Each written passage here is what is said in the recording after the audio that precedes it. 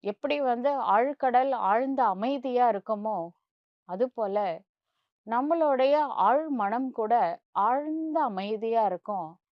இது உள்ள இறங்குனாலே போதும். எல்லா குணங்களும் நம்ம ஆழ் மனசுல இருக்கு. எது வேணும்னாலும் எல்லாமே இருக்கு.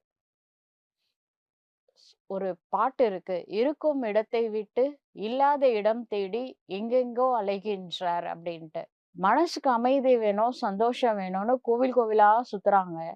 ஆனா, அது மனசுக்குள்ளவே இருக்கு. நம்மளுடைய மனதின் ஆழத்துல இறங்குனாலே எல்லாமே கிடைக்கும். அவ்வளோ அற்புதமான சக்திகள் நம்ம மனசுல இருக்கு. இத வெளிப்படுத்தணும்னா, கொஞ்சம் தியானம் கத்துக்கணும். அதுவும் ராஜயோக தியானத்தை விதிப்பூர்வமா கத்துக்கோங்க. கண்டிப்பா ஆழ்மன ஆற்றலை வெளிப்படுத்த முடியும்.